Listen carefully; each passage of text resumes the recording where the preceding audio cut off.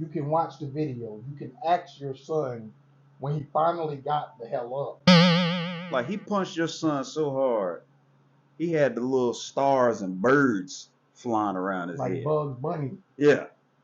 Like, just clobbering time, though. Like Mike Tyson punch out Hulk hands your son. Like, he just melted. And show you what type of son you got. I mean, he ain't get back up to put his form up or nothing. He was knocked out cold. That nigga emptied out the pool. It ain't no more water in the pool. He just unplugged the pool.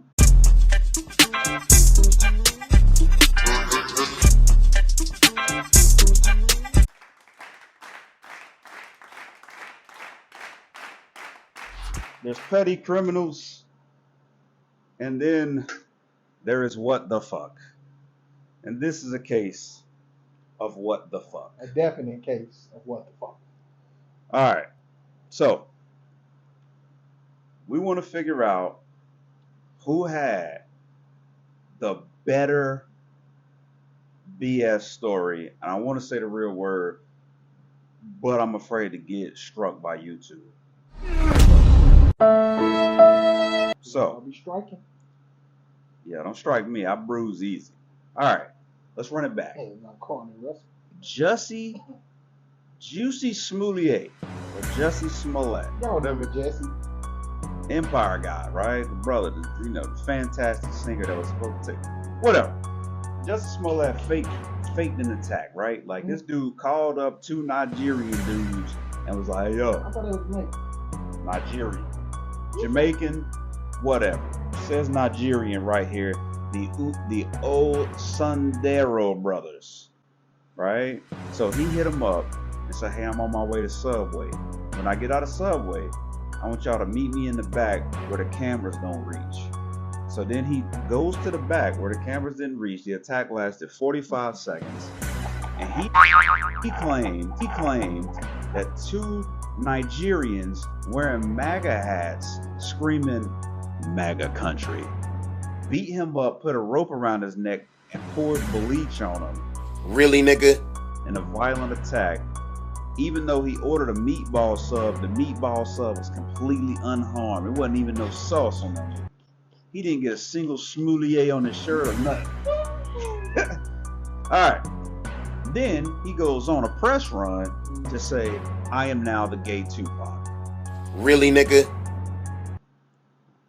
That's story number 1. Story number 2. Hey, wait a minute, Bobby. Drop the music. Y'all, I'm sure everybody's familiar with the Carlee Russell story. Young lady, she went to Target, bought some snacks, and then she was driving down the highway, said she spotted a baby. You gotta stop the baby, though. It's a baby. Stop. Baby just walking down the highway. Nobody else seen the baby. Just Carlee. She seen the baby. She stopped for the baby. And it was then, I may be getting this story a little messed up, but y'all know the story. Apparently she got kidnapped, thrown in the trunk, and then she was being transported to the back of a semi-truck. And then she went like 600 miles, not 600, yeah, around 600 miles or something crazy like that. And then she escaped from that. And then everybody's worried. Right? Everybody's worried. Then she magically walked back to her parents' house.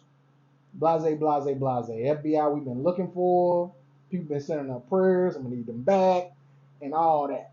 So, just to, give a little bit of a backstory for that. She was missing about 49 hours. And she also refused to talk to the FBI. She refused to be interviewed. Mm-hmm. She claimed she was abducted by a man with orange hair and a bald spot. And I didn't know that, bro. Specifically orange hair and a bald spot. And they were able to locate the funny part. So she had just got out work. Why, bro? She had just got out work, right? So the FBI found her car, and they found everything that she had except for the snacks she bought at Target. She didn't even go to like a convenience store or like Walmart. She went to Because Target. of course they went to Target, seen on camera. Because they gonna look at you. They trying to find you, so they gonna look at your last debit card swipe. Yeah. She bought some snacks and a couple things from Target right before she did this, and that's by check the couple things they couldn't find. All right, so they go to Target, right? They check all her stuff, right? But this is the best part of the story. I didn't know about the orange hair dude. But tell them what they found in her internet browser history, her search history. I low-key forgot that part. No, this is the best fucking part about the story. So prior to her coming up with this entire story, Elaborate plot. Yeah, this Googled on her phone the movie Taken. Good luck.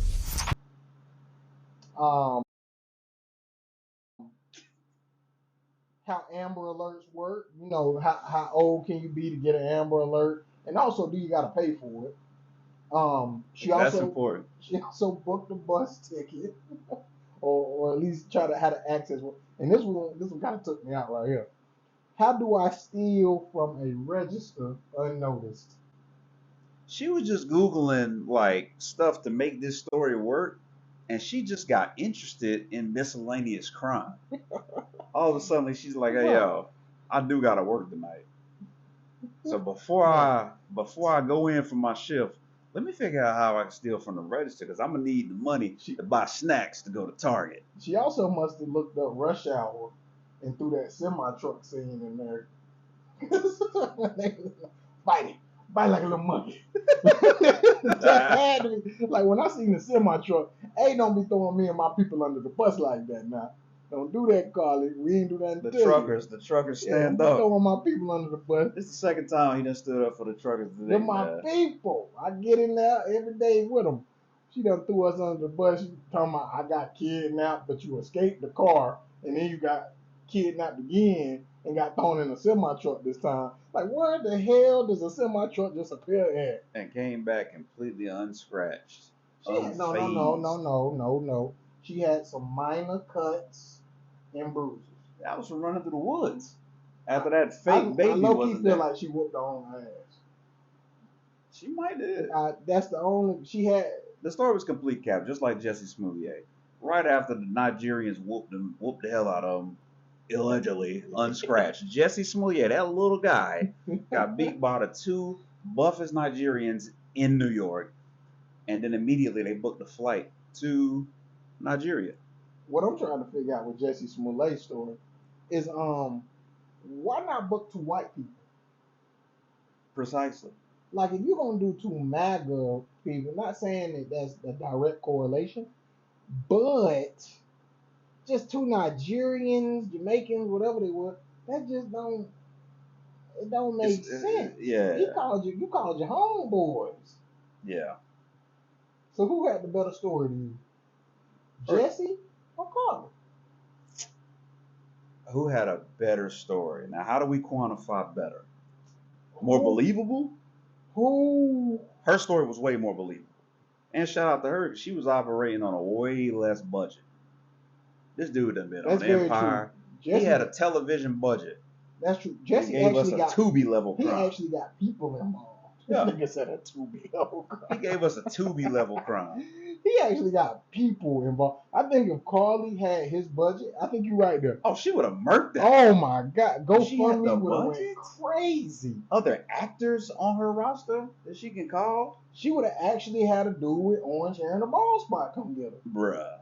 I would have did it. Hell, I got a little orange hair over here and a ball spot, but we could have made it work. I got a truck too. I mean. Now, what's her name? Carlee Russell. Shout out to Carlee Russell, man. Like, I felt like they could actually make a movie about that. Like, that Jessie Smollet shit, I don't want to see that. That's trash. That's a trash movie. And then they threw bleach on you. Why? Like, they're black. They don't have a problem with you being black. They're black. And they're like, that's the worst depiction of a hate crime I think you'll ever get. It's the dumbest shit I've ever seen. I also feel like end goal matters in this as well. His end goal was trash. He was just trying to get lit. Like, this was a political, like, motivated thing. Like, you trying to support Kamala Harris now, and you trying to make it like Donald Trump is bad and the MAGA people bad. Oh, my girl here, she just wanted a couple GoFundMe's, and that's fire. I actually think this was a good idea. I was talking to my homegirl about. I said, "That's a good ass idea." I mean, she going to jail. No, she going to jail. Like, she going fed. But I can rock with the idea. The concept itself is borderline brilliant. I can rock with it. I agree. So we're gonna give it up to Carlee. You won the fakest American story in history, right? You won. You got it, girl. That's of 2023. I don't know if that's the fakest in history. That's true. We Americans, we do it. Fakest story in history might be Santa Claus. Easily. It's not even close. Oh, I ain't even gonna say what I was finna say, man. Ooh, I ain't gonna say it. Y'all know what I was finna say. The big, if we talking about, we think Santa Claus on real. That one, I know which one you're talking about. I thought about that one too, but I don't know, man. I can't get into that one because I'm still like minimally the white one ain't real. At bare minimum. You don't believe in white Jesus? At bare minimum, we not finna read the Bible and act like we believe in white Jesus. Why blonde skin, hair like wool. Yeah, he was just tan like Rob Lowe. Just tan. Arnold Schwarzenegger was bronze at one point in time. He was Egyptian. How was he just tan? The man came from Africa. So minimally, we gonna say the white one. Yeah, Bobby Umar Johnson over here. Hey, Umar wouldn't like me. I deal with too many white women. Oh my God. Like me. All right, Travis Scott. Travis fucking Scott. Tell me about Travis Scott. He the same one that had that concert where all them people died, wasn't he? Well, one, I remember in particularly the man's son died. I do remember that. I ain't mistaken. A lot of people got hurt. He had a concert where a lot of people went into cardiac arrest. I can believe that. But what you talking about, like, is the Astro World shit where the gentleman brought his young son out and he got trampled. That was horrific. That was the last one. No, this was it. 11 people suffered cardiac arrest at one of his shows. I tried to tell this motherfucker. Cardiac arrest. Motherfuckers was passing out left and right. When I pull out this phone, I'ma find the facts. And the facts I found. That's crazy. And Turner, I don't know who Turner is. I'm guessing he's the detective.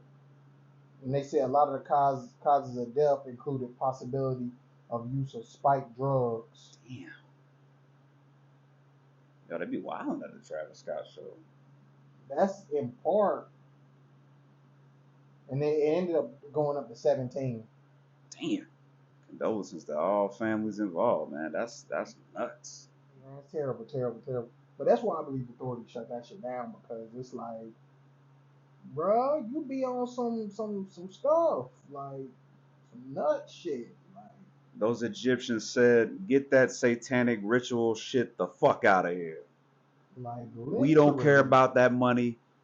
Get out of here. You not take. So what I heard is they don't like the ritualistic symbolism in his shows. And so they said, look, this is a sacred land. You can't perform that bullshit over here. I also think we need to be a little cognizant of the potential of sacrifices. A criminal investigation is ongoing, and the causes of deaths have not been made public. But the post-reconstruction, which includes exclusively obtained videos, shows how one section of the audience became an epicenter of chaos.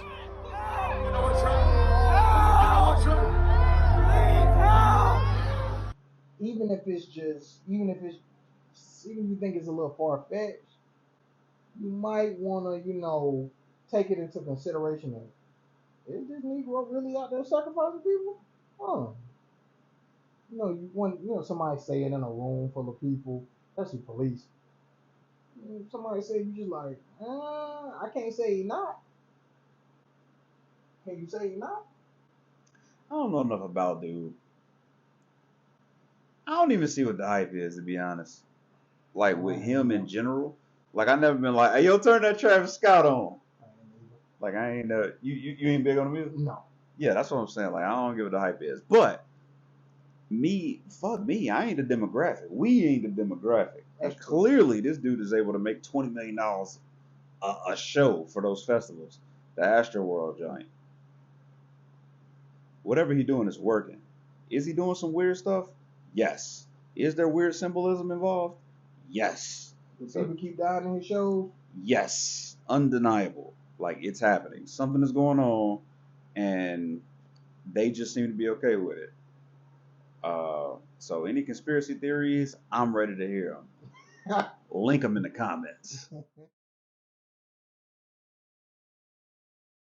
I took your advice, man. Mm-hmm. You told me that every couple of days Rick Ross give you something to just laugh at or talk about. Man, and I try not to focus on Rick Ross. He finds a way to find my algorithm. Because I look up to him and I don't look up to a lot of people, but he one of the few dudes that I can say that I follow and I pay attention to. Did you see the golf cart when he was at the Shack Burgers? The Shack Attack Burgers? I think I clicked on that before I closed my phone. Let me see what Ricky Rose got going on. Rose said he gonna spend $400. He want $400 in burgers. I want motherfucking $400 worth of burgers right now. I want them right now. Shack Attack Burgers, nigga. I just want y'all, whoever been riding with us for the longest, y'all know what I'm gonna say. This is the same dude who cut his own grass, who cut his 7 football fields worth of grass. $400 in burgers. I want them right now. Shack Attack Burgers.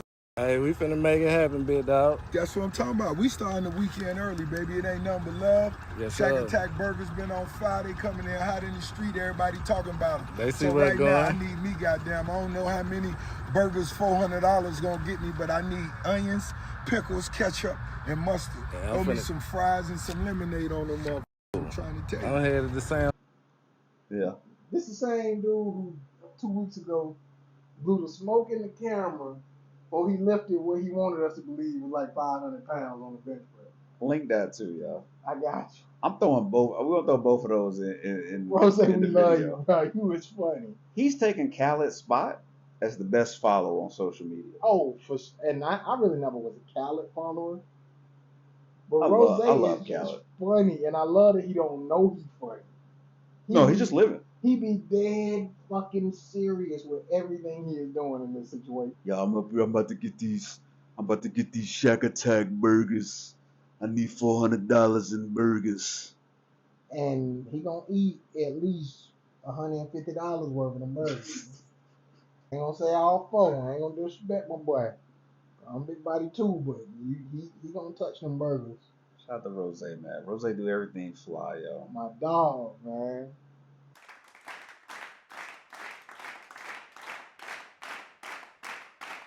Can we bring up what Jordan Poole's dad said?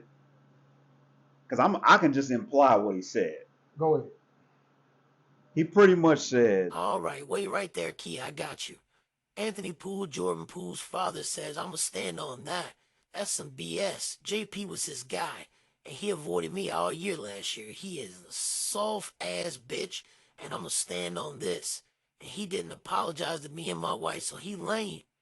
And me and him can meet anytime he want. Smoke. His dad said that? he is implying that. Oh. Draymond, and he called them names. He called them expletive names. Whoa. To which Draymond Green responds, "That's so cute. It's impossible to avoid you in an arena for a year, champ. I gotta get my family from that room every game and stop using those words.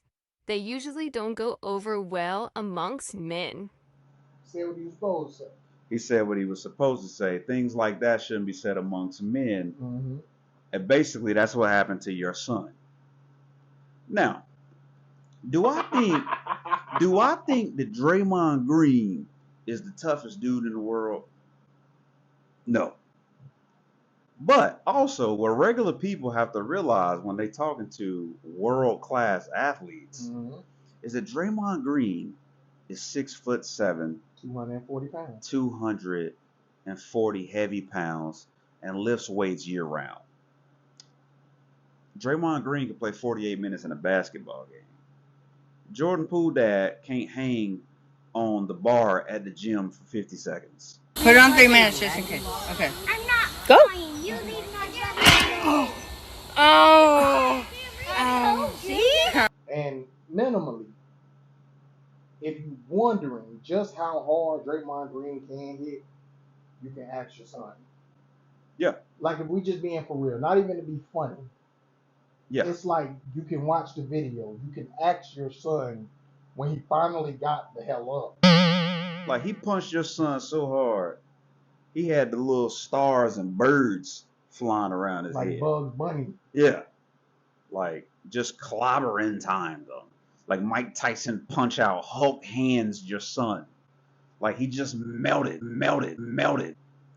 And show you what type of son you got.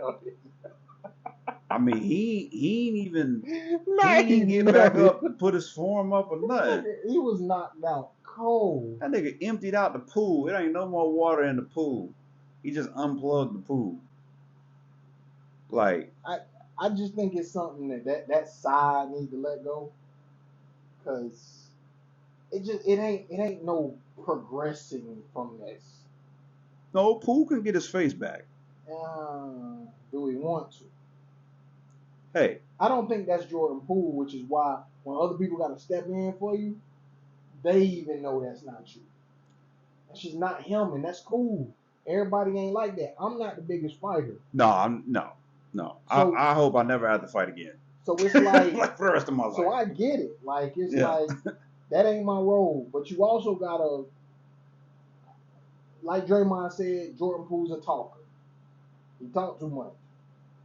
And he ain't the only one that done said that. Other NBA players done said that as well. Jordan Poole had a bad year, man. No, I'm talking about just the talking shit. I think I seen an interview. Dame was talking about it too. Just like, why do you be talking like that? Like there's no reason for you to be so aggressive with your shit talking. You know, that's young dude culture though, man. Like these young dudes, they talk crazy like that. Oh, you can't fight. You don't need to talk crazy like that. You can't fight. Most of these dudes can't fight at all. That's true, and they got guns. Exactly, so they never got into a situation. Like it's funny, man. Me and my mans was having a conversation about this one time, and he said you can tell. He keep that shit so player. He keep it so professional. He said you can tell that people never had to deal with the ramifications of things that they said. Mm-hmm. That's fact. How I would have articulated that is, you niggas ain't never been punched in the mouth for something you said. Us people who grew up in the fighting era, we were punched in the mouth. I was one of those dudes that had the super slick silver tongue, and I still do. But you got punched in the mouth for having that super slick silver tongue. In our area, you got punched in the mouth just for being in the wrong spot at the wrong time. Facts. So you learn really quickly who you can and cannot play with on that level. Draymond Green, they never even seemed like the type of dude that you can play with like that. Like regardless of what you think about Draymond, you think he really tough, he not tough. He don't give you that vibe that you just gonna, keep talking like that. Win, lose, or draw. That's about how I am too. Like win, lose, or draw, you probably gonna whoop my ass, but that don't mean you just about to sit here and just talk crazy to me. The only time I've seen Draymond chump out is like when him and LeBron was going back and forth, and I hate to do another fucking LeBron plug, but it's inevitable, man. They're tied together at this point. They even do business together. I'm about to say them niggas, they go where is it? In the off season, they take the same trip. They went overseas together with their families. Every year they go overseas. Yeah, but anyways, Draymond ain't want no smoke with Bry. That's what happened with the whole, he hit him in the nut shit. Like he ain't want to push. But it goes back to what you said though in the beginning. You got to know how to pick your battles. Absolutely. It's like even if you don't think LeBron can fight, Like this dude is That's a tough win. Yeah. It's like 6'8", 260, bro. Yeah. It's like Jordan Poole and even everybody else, you gotta learn how to pick even your shit talker. If you a 6'2" professional fighter, you're gonna have a hard time beating up LeBron if he couldn't fight at all. You gonna have a hard time beating up Draymond. If he couldn't fight at all. Like, just because those dudes are bigger and stronger than you. Like, so Jordan Poole, he didn't have a fucking shot. Like, we just being honest. I don't care how educated your hands are. When a dude 5 inches and 50 pounds bigger than you, Mentally, like, y'all going to the floor and you gonna lose the floor fight. it's over with. You ain't gonna get the punches that you think you about to get off. You know, every now and then you'll see an anomaly, and I'm sure somebody gonna try to tell me, oh, it ain't about the size. Size don't matter. That's well, true. you go find a 6'7" dude and push him down. And shoot me that video. Don't shoot me the video where some Asian kid, it was an Asian dude who, like, beat this, like, 500-pound black dude in an MMA fight. You seen that video? All he did was get the big dude tired, though. That was a fact. He just ran around in a circle, I know that occasionally hitting them and stuff like that. But that's not how a street fight goes. A street fight happens in a very small space and usually don't last more than 2 minutes. So you're not tired. And 2 minutes is a long-ass fight. But, like, that's not how it's going to happen. You remember that scene from Everybody Hates Chris? Which one? When he thought he had stats on fights, on school fights. Mm-hmm. He was like, yeah, it ain't going to last that long. And so he punched Caruso. And Caruso wailed on him for like 2 minutes straight. And all this stuff happened while he was wailing on him. You know what Jordan Poole could do? Yeah. So serious. What's that? He could get the chip and download Walker Texas Ranger into his head and fight Draymond.